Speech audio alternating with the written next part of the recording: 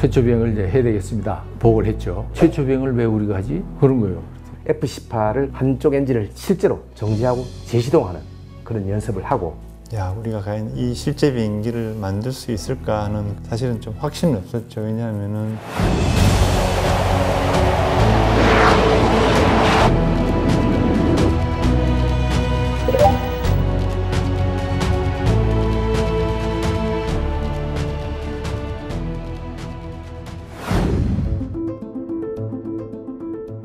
그래서 모든 사업은 소요 제기부터 이제 시작이 된다고 보면 됩니다. 제가 1989년도 고등훈련기 소요 제안서를 제가 작성을 했습니다. 제가 직접.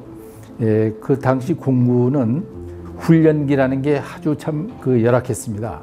특히 고등훈련기 같은 경우는 T-33이라고 하는 너무 낡아가지고 노후가 돼서 그걸 도태시키고 나니까 고등훈련 시킬 비행기가 없었어요. 그래서 초등 과정은 KTX-1, 또 고등 과정은 KTX-2라는 비행기를 새로 개발해서 훈련을 시키겠다. 이런 이제 포부를 가지고 소요 제기를 한 기억이 납니다.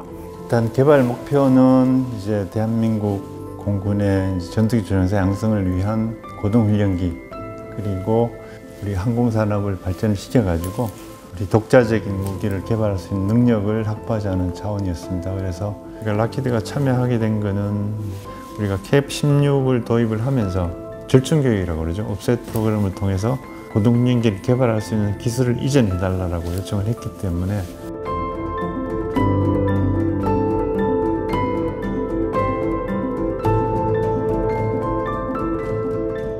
설계 기술을 록히드 마틴으로부터 인수를 하니까 그 기술을 활용해서 탐색 개발부터 해놓자. 일단 항공기 설계도부터 만들어 보자 하고 결정한 게 92년도예요. 황미 팀들이 포트워스에 파견돼 가지고 록히드 마틴으로부터 설계 기술을 이제 습득하고 배우고 또 실제로 이제 그림도 그려보고 그랬죠.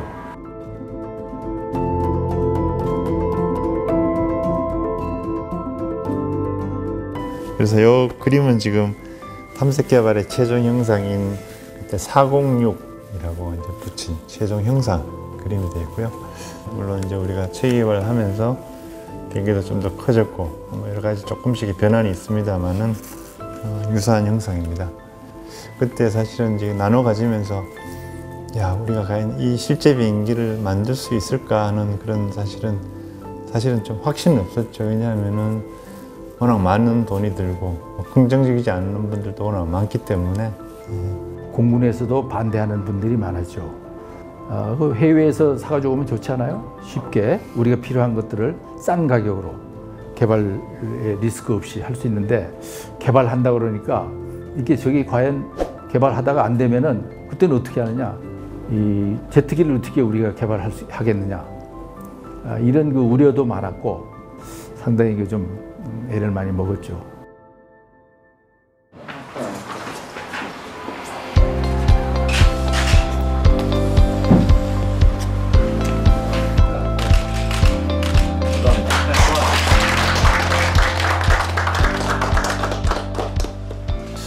체계 개발이 들어가게 되면은 이제 개념 설계에서 확정된 베이스라인을 기준으로 해가지고 기본 설계를 합니다. 비행기는 외형 형상 자체가 항공 공력 성능을 다 결정하거든요. 그래서 이 형상을 만들기 위해서는 많은 풍동 시험이 필요한, 오히려 안정성도 갖고 규격에서 운하는 조정성을 갖는지를 풍동 시험에서 다 검증을 하고요. 장비들이 간섭 없이 장착, 탈착에 문제가 없는지 다 검증을 하는 거고요. 그게 끝나게 되면은 이제 상세 설계가 들어가는데, 상세 설계는 3차원으로 설계된 게 실제로 생산에 들어갈 수 있는 정도까지 구체화를 합니다. 시술을 다 결정하고 공차를 결정을 하고 기계가공, 그다음에 표면 처리 이런 공정까지 다 결정을 하고 그렇게 돼서 도면이 다 완료가 되면은 이제 상세 설계가 끝나는 거고요. 그러면은 그 설계를 기반으로 이제 생산을 하는 거죠. 시작을 해서 이제 항공기를 롤아웃하는 거죠. 그리고 그때 롤아웃은 공식적으로는 지상시험을 착수한다는 의미입니다. 그래서 지상에서 모든 장비들이 우리가 설계된 대로 작동하는지를 검토하고 그 시뮬레이터를 만들어서 조종사가 충분히 비행을 숙지를 하고 비행 시제기 이외에 구조 시제기를 만들어서 비행 하중 내에서 구조가 안전하다라는 그걸 검증을 사전에 합니다. 비행해도 안전하겠다라는 판단이 들면은 이제 비행 시험을 착수하게 되는 거죠. 이제 그때 시험 비행 준비는 오래전부터 했어요. 전에 그 KTX 1부터 그것도 이제 해야 되고 그래서 시험 비행 조종사를 이제 교육을 시키고 양성을 해왔죠. 조광제도 그때 이제 교육을 아마 보낸 걸로 제가 지금 기억을 하고 있어요.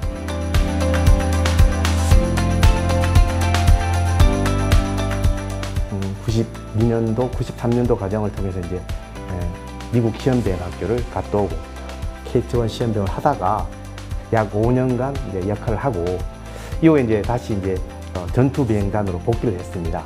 대략 2000년도에 T-50 조종사로서 임무를 해라 지시를 받고 이렇게 합류가 됐고 시스템에 대한 뭐 제한사항이라든지 작동 상태 이런 것들을 이제 엔지니어들과 계속 디스커션하고 자석 내 어떤 계기판의 위치들을 어떤 위치가 인체공학적으로 적절한지에 대해서 또 이렇게 조언하면서 개발해 가는 과정이고 비행 운영 프로그램 OFP라 그러는데 비행 특성 시뮬레이터를 통해서 계속 개발을 하면서 각종 엔진을 지상에서 시동을 걸어서 시스템이 제대로 작동되는지를 확인해보고 그 다음에 이제 저속 활주, 그 다음에 활주로에 들어가서 하이스피드 택시 이륙 직전까지 이런 점검 다 하는 것들이 바로 시험비행 조종사의 역할이 아닐까 생각합니다.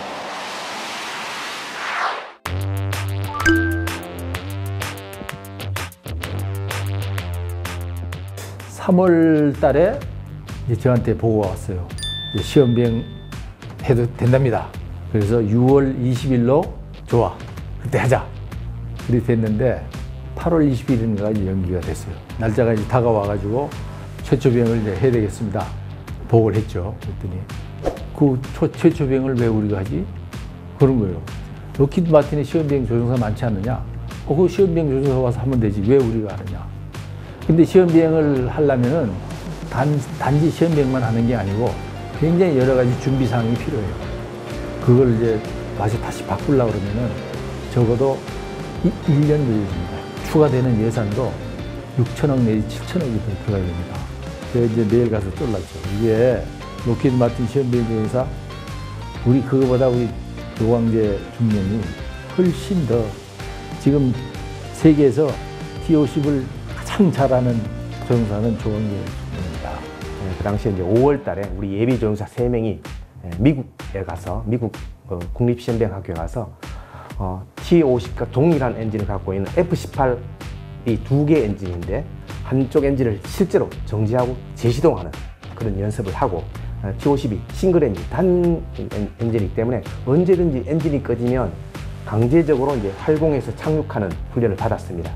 그 훈련을 받는 도중에 충분히 우리 한국 조종사가 할 수가 있다라는 이제 일종의 우리가 어떤 건의문 거를 수뇌부에다가 시험 비행하다가 사고 난 예가 많아요.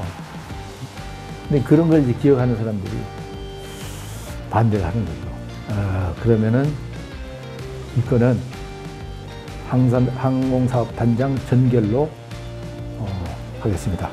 또 그냥 나와가지고 간 거예요. 그때가 아마 2002년 8월 20일인가 그럴 거예요 아마.